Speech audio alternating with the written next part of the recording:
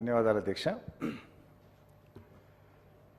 గౌరవనీయులు మాజీ ప్రధానమంత్రి మన్మోహన్ సింగ్ గారికి సంతాపం తెలియజేసేందుకు సభానాయకులు రేవంత్ రెడ్డి గారు ప్రవేశపెట్టినటువంటి తీర్మానాన్ని బీఆర్ఎస్ పార్టీ పక్షాన సంపూర్ణంగా బలపరుస్తా ఉన్నాం అధ్యక్ష. మరి లెజిస్లేటివ్ అఫైర్స్ మినిస్టర్ గారు కూడా ఇక్కడ ఉన్నారు. ఒక విషయం కూడా వారి దృష్టికి తెచ్చి నేను విషయంలోకి వెళ్తా అధ్యక్ష. మన్మోహన్ సింగ్ గారు పెద్దల సభలో ఆయన 33 సంవత్సరాలు పెద్దల సభలో పనిచేశారు. ఈరోజు మన రాష్ట్రంలో కూడా పెద్దల సభలో వారికి నివాళులు అర్పించుంటే మరింత సముచితంగా ఉండేది.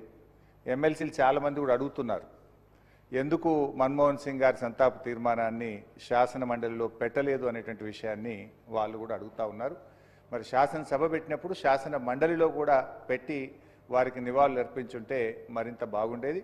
దాన్ని వారు గమనంలో తీసుకుంటారని చెప్పి భావిస్తున్నాను. ఇకపోతే అధ్యక్ష, మన్మోహన్ సింగ్ గారు భౌతికంగా ఆయన మన మధ్య లేకపోయినా ఆయన దేశానికి చేసినటువంటి సేవలు చరిత్ర ఉన్నంత కాలం నిలిచే ఉంటాయి అధ్యక్ష. సామాన్య కుటుంబంలో పుట్టి వీధి దీపాల మధ్య లాంతర్లు పెట్టుకొని చదువుకొని స్కాలర్షిప్ల మీద ఆధారపడి చదువుకొని అసామాన్య వ్యక్తిగా ఎదిగినటువంటి అరుదైనటువంటి నాయకులు డాక్టర్ మన్మోహన్ సింగ్ గారు.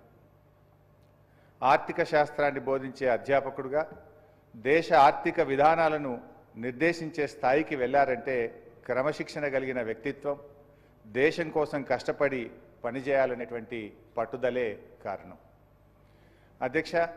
విదేశాల్లో కూడా ఆయనకు ఎన్నో గొప్ప గొప్ప అవకాశాలు వచ్చాయి.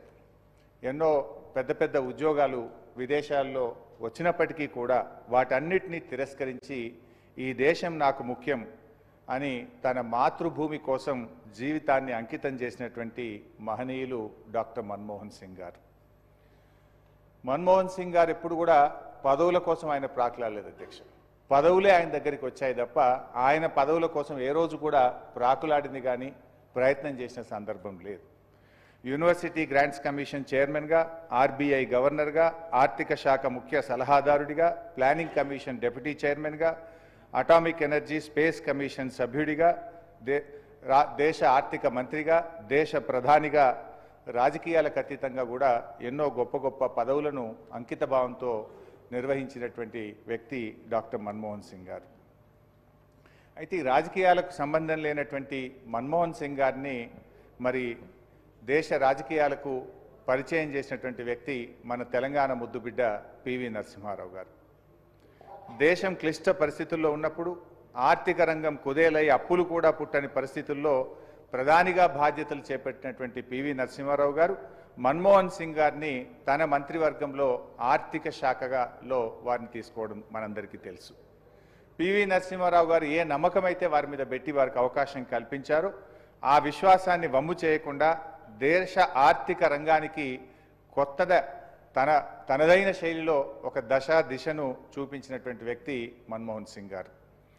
ఆర్థిక మంత్రిగా మన్మోహన్ సింగ్ గారు చేసినటువంటి తొలి బడ్జెట్ ప్రసంగం ఈ దేశ ఆర్థిక మంత్రులు చేసిన ప్రసంగాల్లో ఒకటైనటువంటి అత్యుత్తమమైనటువంటి ప్రసంగంగా అది రికార్డుల్లో మిగిలిపోయింది అధ్యక్ష.